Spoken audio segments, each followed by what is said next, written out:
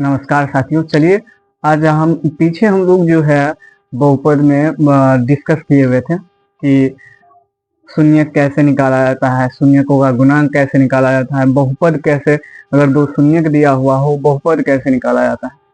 आज उसी पे एक प्रैक्टिस करते हैं, एक क्लास प्रैक्टिस करते हैं।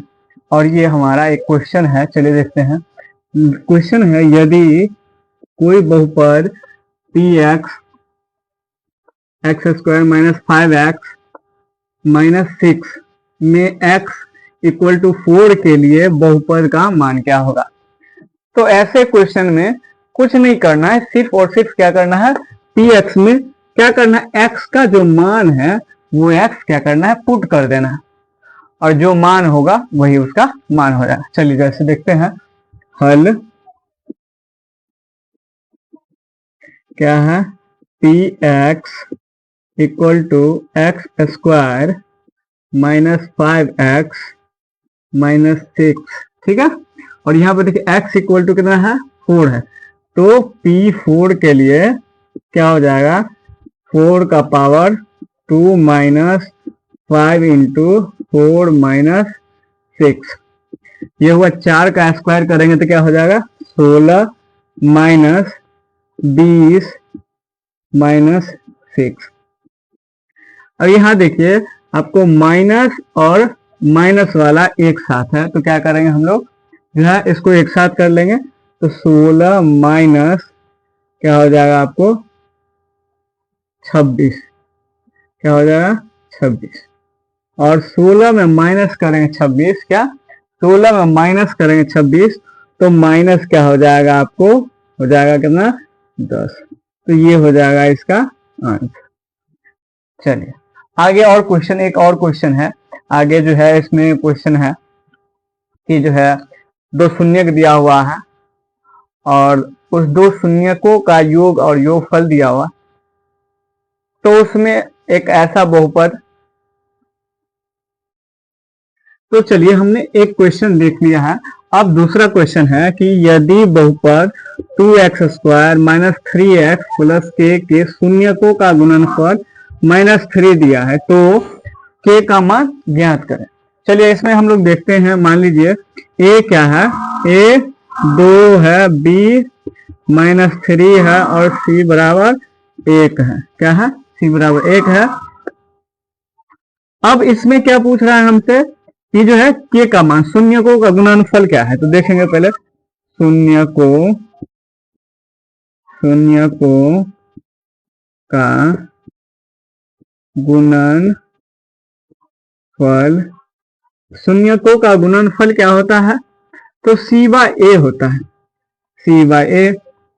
लेकिन दिया कितना है, दिया कितना है, तो दिया हुआ है कितना -3, तो शून्यकों का गुणनफल -3।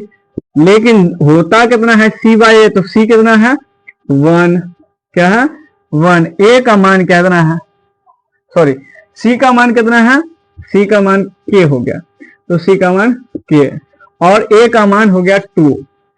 तो यहां से आप ऐसे देख सकते हैं k इक्वल टू -6, ये इसका हो जाएगा आंसर। तो ऐसे हम आंसर निकाल सकते हैं। चलिए एक और क्वेश्चन है आगे, उसको हम लोग देखते हैं। मेरे पास दो और क्वेश्चन है, उस क्वेश्चन का हल कैसे हम लोग देखते हैं। यदि 4x square minus 5x minus 2 के शून्यक एक दूसरे का व्युत्क्रम है, एक दूसरे का व्युत्क्रम मतलब एक दूसरे का उल्टा है। चलिए जैसे देखते हैं, क्या है 4x square minus 5x minus 2k, ठीक है, ये दिया हुआ है शून्य और इसका शून्यक एक दूसरे का व्युत्क्रम हुआ। पहले हम लोग क्या लिखते हैं, 4d इक्वल टू -5 2k।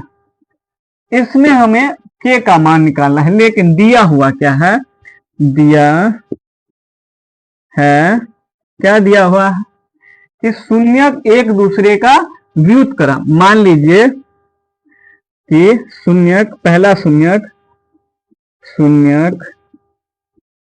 क्या हो गया, एक हो गया अल्फा और एक हो गया बीटा, क्या हो गया अल्फा और बीटा। यहां आएंगे, अब क्या बोल रहा है, शून्य को एक दूसरे का व्युत्क्रम है।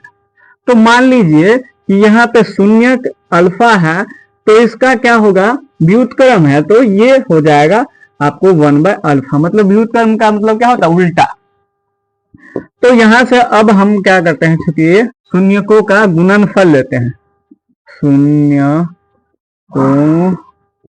का गुणनफल।